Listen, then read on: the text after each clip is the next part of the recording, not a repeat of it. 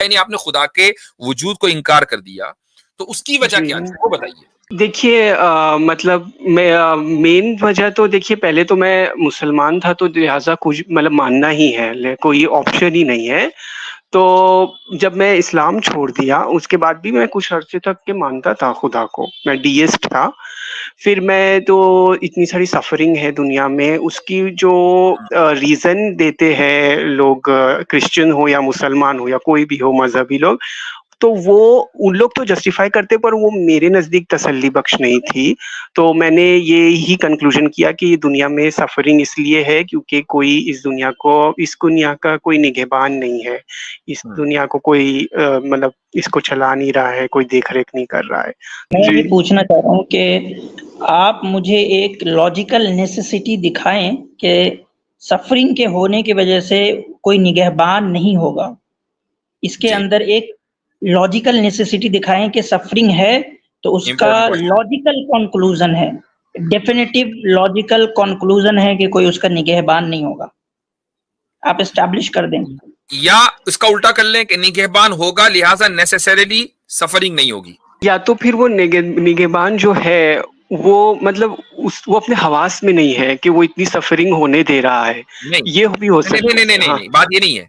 एक निगहबान जो absolute level का निगहबान है, बिल्कुल परफेक्ट है, उसके होने से सफरिंग नहीं हो सकती। इसमें जो लॉजिकल नेसेसिटी है, यानी ये जरूरी है, लाजिम और मलजूम है, ये साबित कीजिए। देखिए, मैं इसको ऐसा, मेरे पास कोई बहुत फलसफे नहीं है इसको साबित करने के लिए, लेकिन ये मेरे को ऐसा मेरे जहन से आई कि मैंने ये कंक्लूजन किया। हो सकता है कि क्योंकि बहुत सारे मेरे पड़ोस के क्रिश्चियंस हैं, वो भी मेरे को कितनी बार मतलब जब मेरे उनको पता चला मैंने इस्लाम छोड़ दिया, वो भी आके सफरिंग को समझा रहे थे, पर उन्होंने भी जो मुझे बताया अपने मजहब के हिसाब से, तो मेरे को उनका भी मौक़िफ़ सही नहीं लगा। तो मैंने बोला कि सफरिंग का मैंने बहुत रिसर्च की सफरिंग के ऊपर, पर मुझे कोई जवाब मिले, जैसे आप भी कोई जवाब दोगे, लेकिन तसल्ली बख्श नहीं है मेरे लिए। आपकी जो दलील जो है ना वो ये है कि मेरे दिल को ये बात लगी। जी हाँ, बिल्कुल। देखिए, दिल को बात लगना कोई दलील नहीं होती है ना। दिल को बात लगना इस तरह की चीजें, मसलन एक औरत को देखा या एक आपने मंजर देखा, आपको लगा बहुत खूबसूरत है, दूसरे ने देखा या तो बहुत बदसूरत है। अब इसमें डिसएग्रीमेंट नहीं हो सकता भाई, हर एक का अपना अपना ज़ौक़ है ना। लेकिन ज़ौक़ की बुनियाद पर आप खुदा के वजूद और उसके ना होने को तय नहीं करेंगे। ये अकल की बुनियाद पर होगा, ज़ौक़ की बुनियाद पर नहीं होगा। आप क्या कर रहे हैं कि एक चीज जिसको अकल की बुनियाद पर तय किया जाना चाहिए, उसको आप अपने ज़ौक़ की बुनियाद पर तय करना चाहते हैं, तो पैरामीटर ही गलत है। सैफ भाई, यानी कि आपसे जो बात करके अभी तक समझ में आया कि आपके पास कोई एक मजबूत डेफिनेटिव दलील नहीं थी खुदा के इनकार करने की, लेकिन आपने बस यूं ही इमोशनली जो है वो इनकार कर दिया। हो सकता है, मे बी। या अब मैं एक चीज आपको और बताता हूं। मान लीजिए जो निगहबान है इस दुनिया का, वो ये कहता है देखो मैं निगहबान हूं, मैं मौला हूं, निअमल मौला व निअमन नसीर। वो ये कहता कि मैं बहुत बेहतरीन निगहबान हूं, मददगार हूं। लेकिन इसके बावजूद भी, और वो ये भी कहता कि मैं सफरिंग होने नहीं दूंगा, चूंकि मेरी निगहबानी में हो ना तुम सब लोग, तो मैं सफरिंग नहीं होने दूंगा। और फिर सफरिंग हो तो अब आप ये कहेंगे यार ये कैसा निगहबान है। वो ये कहता अगर और फिर सफरिंग होती तो आप ये कह सकते थे। वो इस दुनिया की जिंदगी के बारे में ये कह रहा है कि ये दुनिया की जो जिंदगी है इसमें अच्छी बात और बुरी बात, सफरिंग और यानी कंफर्ट, ये दोनों चीजें हैं। और आगे की जिंदगी के बारे में वो ये कहता है कि आगे फिर दो जहां हैं, एक है जन्नत का जहां कि जहां सफरिंग बिल्कुल नहीं है, और एक है जहन्नम की दुनिया कि जहां सिर्फ सफरिंग ही सफरिंग है, वहां अच्छा कुछ नहीं है। इसका मतलब ये कि ये जो दुनिया है इसमें कॉम्बिनेशन है दोनों चीजों का। आगे की दो अलग अलग दुनिया है, एक में सिर्फ सफरिंग है, दूसरे में कोई सफरिंग नहीं है। और ये सारा का सारा उसी की निगरानी में हो रहा है और उसी तरीके से हो रहा है जैसा कि उसने कहा है। तो अब आप ये कैसे कह सकते हैं कि चूंकि यहां सफरिंग है लिहाजा निगरान नहीं है? नहीं, वो निगरान खुद कह रहा है कि सफरिंग होगी। हाँ, लेकिन देखिए मुफ्ती साहब, यहाँ पर बहुत सारी सफरिंग है, ऐसी भी सफरिंग है जिसका आप आखिरत में कोई इजाला नहीं कर सकते हैं। मसलन जानवर सफर कर रहे हैं, है ना? उनका तो कोई आखिरत नहीं है, वो थोड़ी ना इस जन्नत और जहन्नम को अपने अकल के दायरे में ले सकते हैं, मगर वो भी बहुत सफ़र कर रहे हैं। तो ये भी सफ़रिंग, या तो फिर ये हो सकता है कि वो जो निगहबान है वो कोई बहुत बुरी ताकत है कि जो इतनी सारी सफ़रिंग होने दे रही है या खुद कर रही है। तो ये बहुत सारी ऐसी सफ़रिंग है जिसको आप आखिरत के पस मंज़र से भी देखें तो भी उसका एक ऐसा हल नहीं निकलता है कि जो एक मुल्हिद को तसल्ली दे। ठीक है, देखें जो जानवरों की आपने बात की है कि जानवर जो है बहुत ज्यादा सफरिंग करते हैं, यहाँ पर बात ही समझने की कि क्या आप जानवर को मुकल्लफ मानते हैं? मुकल्लफ नहीं मानते, मगर मैं सेंटिएंट मानता हूँ कि वो मतलब अब सफर कर सकते हैं। सफर कर सकना और मुकल्लफ होना, इन दोनों में बड़ा फर्क है ना। जानवर मुकल्लफ नहीं है, इंसान मुकल्लफ है। वो सफरिंग करेगा तो उसका बदला उसको आगे मिलना है। जानवरों में अगर एक इंसान जानवर को खाता है, किसी भी जानवर को, चाहे वो हलाल को खाए कि हराम को खाए, डजंट मैटर, रिगार्डलेस, जानवर मुकल्लफ नहीं है, इंसान मुकल्लफ है। ठीक है, अब यहां देखना ये है कि क्या इंसान के अलावा इस दुनिया में जितनी भी चीजें हैं इंक्लूडिंग जानवर, वो इंसान के लिए बने हैं? ये इंसान उन जानवरों जैसा है, बस ये कि वो जानवरों को जुल्म कर रहा है। अगर हम ये मानते हैं कि ये सारी चीजें इंसान के लिए बनी हैं, तो फिर यहां सफरिंग का क्वेश्चन ही नहीं होगा। मेरे लिए जो चीज बनी है ना, मैं उसको इस्तेमाल करूंगा, चाहे वो उसको अच्छा लगे ना लगे। थोड़ी देर के लिए आप उसके अंदर शुऊर भी डाल दें। उसकी एक मिसाल देता हूं आपको। मिसाल ये है कि जो लोग वेजिटेरियंस होते हैं, वो यहाँ जानवर, पालतू जानवर होते हैं, कुत्ता होता है, बिल्ली होती है, तो क्या कुत्ता और बिल्ली को वो उनकी मर्जी से अपने यहाँ रखते हैं? नहीं, बगैर मर्जी को उनको अपने यहाँ कैद कर लेते हैं, उनको जो है डोमेस्टिकेटेड बना लेते हैं और फिर वो उन इंसानों के आदी हो जाते हैं। मर्जी तो कोई जानवर की नहीं पूछता ना। क्यों? इसलिए कि एक इंसान चाहे वो जानवर को ना भी खाता हो, ये समझता है कि जानवर हमारे लिए है, हम जानवरों के लिए नहीं है। तो जब ये तय हो गया तो अब सफरिंग का क्वेश्चन इररेलेवेंट है।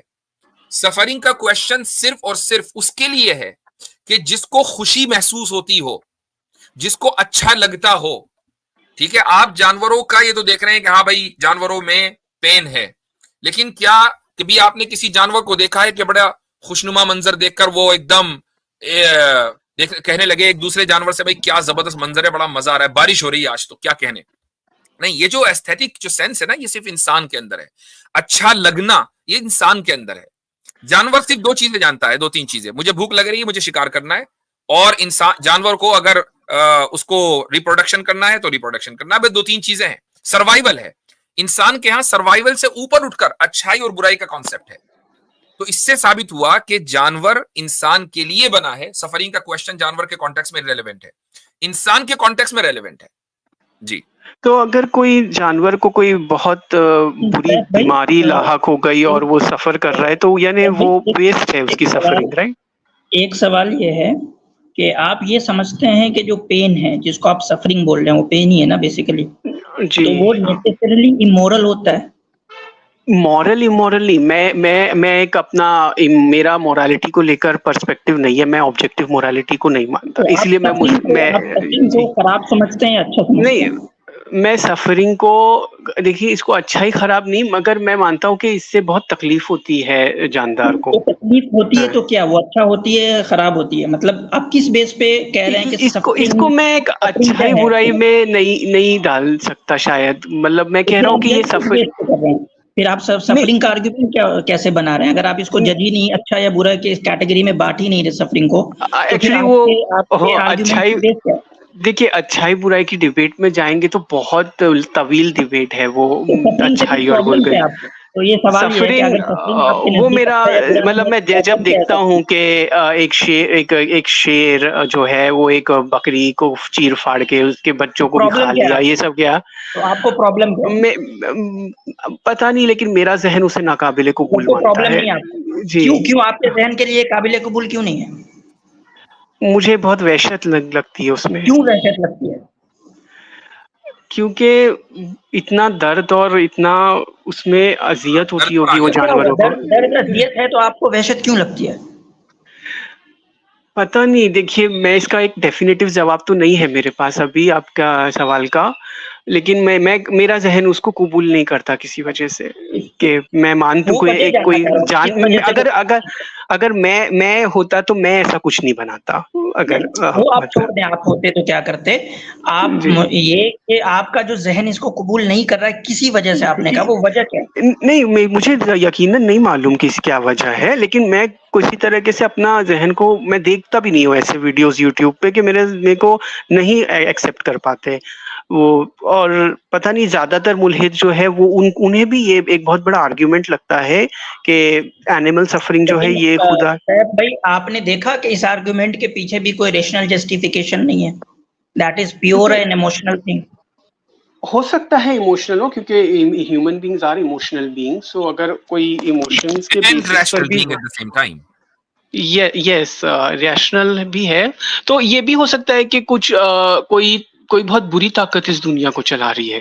ठीक ये है, भी तो हो सकता है। मैं एक सवाल इसमें ऐड ये कर लेते हैं कि अगर आपकी इस थ्योरी को मान लिया जाए कि खुदा नहीं है, तो क्या आपकी इस तकलीफ में कुछ कमी आती है इस एहसास के बाद कि खुदा नहीं है? अब ये जो शेर उस हरन को खा रहा है, अब पेन खत्म हो गया, अब ठीक है, अब सही है ये। नहीं, मैं एक और बात कर रहा हूँ, मैं एक एक्सटिंक्शनिस्ट हूँ। मतलब मैं मानता हूँ कि इंसानों को अपना एक्सटिंक्शन प्लान करके जल्दी से एक्सटिंक्ट हो जाना चाहिए, including all animals and everything. तो मैं इस फिक्र से जुड़ा हुआ हूँ। तो हाँ, मैं मानता हूँ कि हमें इसका हल ये निकालना चाहिए कि हमें धीरे धीरे जमीन से एक्सटिंक्ट हो जाना चाहिए। हमारी भलाई इसमें ये है, क्योंकि ये अगर मैं चाहता हूँ कि कोई अलमिया हो, लेकिन अभी नहीं है तो क्या करें अभी? तो अगर हम अपना एक्सटिंक्ट भाई खुद ही प्लान करेंगे तो हमारे पास तो रिसोर्सेज हैं, दबा के एक दूसरे के ऊपर एटम बम मारो, एक्सटिंक्ट हो गए।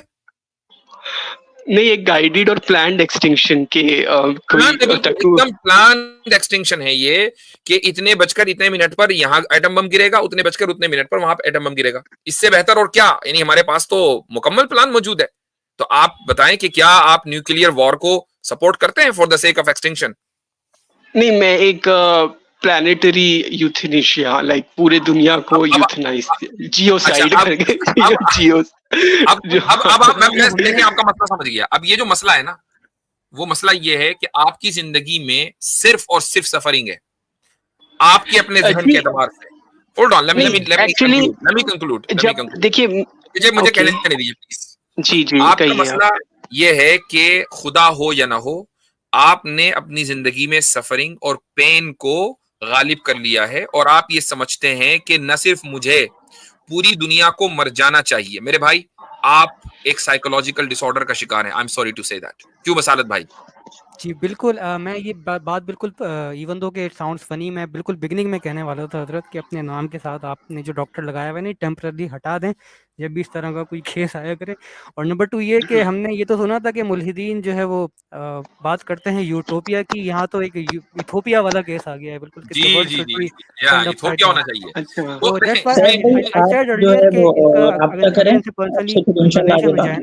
जी हाँ। अच्छा, मेरे को एक और आइडल वर्शिप से एक सवाल था जो मैं पूछना चाह रहा था। आगे बढ़ने से पहले मेरे भाई, मैं आपसे गुजारिश करूंगा, आसिम भाई आप प्लीज अपना ईमेल इनको दे दें। आप आसिम भाई से राब्ता करें। मेरे पास टाइम होता तो मैं जरूर आपको हाँ, मैं चैट में हूँ, चैट में मैं ले लेता हूँ। आसिम भाई आप अपना ईमेल दे दीजिए। थोड़ा सा अगर इनसे आप घंटा 2 घंटे बात कर लें तो देखें, आप जैसे नौजवान जो है ना, वो एक अच्छी खासी तादाद में है कि एक अपने एक इमोशंस की बुनियाद पर विदाउट एनी रैशनैलिटी वो एक कंक्लूजन पर आ जाते हैं। और मैं समझता हूं कि आप लोगों के साथ गुफ्तगू करना जरूरी है, क्योंकि ये मसला दलीलों का नहीं है, ये किसी और चीज का मसला है। तो इंशाअल्लाह आसिम भाई आप इनसे राब्ता कर लें, ईमेल कर लें, और फिर आसिम भाई आपको रिप्लाई कर देंगे। और आप लोग जो है चैट में मैंने स्क्रीनशॉट ले लिया हूँ। ओके, हाँ ठीक है। हाँ, अच्छा, एक और सवाल मुख्तसर सा है यासिर भाई, अगर आप इजाजत दे तो मैं पेश करूं। चलें, 1 मिनट। ओके, देखिए, एक हिंदू आलिम का मैंने उनका सुन रहा था, तो उन्होंने मूर्ति पूजा के ऊपर उनका सवाल था। तो उन्होंने कहा कि हम जो भी हिंदू है, वो उस पत्थर की या उस ईंटे की पूजा नहीं करता, वो उसका इस्तेमाल करता है परवरदिगार की पूजा करने के लिए, ठीक उसी तरह जिस तरह मुसलमान काबे का इस्तेमाल करते हैं, हजर असवद का। ये ओल्ड क्वेश्चन है, ऑब्जेक्शन है, हम इसका जवाब दे चुके हैं। बिल्कुल बोगस किस्म का एतराज करते हैं ये लोग। और परवेजी जो है वो हजर अस्वद का इनकार कर चुके हैं, आपको मालूम है? परवेजी फिरके के जो लोग हैं उन्होंने इस इररेलेवेंट उसको शिर्क मानते हैं। ठीक है, हाँ इररेलेवेंट है। मैं जो कह रहा हूँ वो ये है कि ये बिल्कुल उस तरीके से इबादत नहीं करते हैं, बल्कि जमीन आसमान का फर्क है।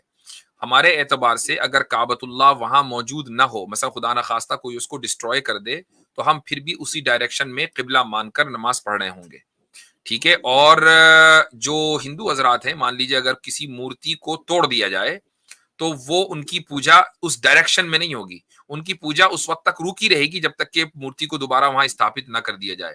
तो जमीन आसमान का फर्क है भाई। इसलिए आप जो है सिंपली इन इमोशंस, जो इमोशनल आर्ग्यूमेंट्स आपके हैं, बल्कि आर्ग्यूमेंट्स भी नहीं, इमोशनल एक्सक्यूजेस हैं, इनको हल करने के ऊपर तवज्जो दीजिए, इधर उधर छोड़ दीजिए। तो इंशाल्लाह फिर आपसे आसिम भाई बात करेंगे, ठीक है? ठीक है, शुक्रिया मुफ्ती साहब।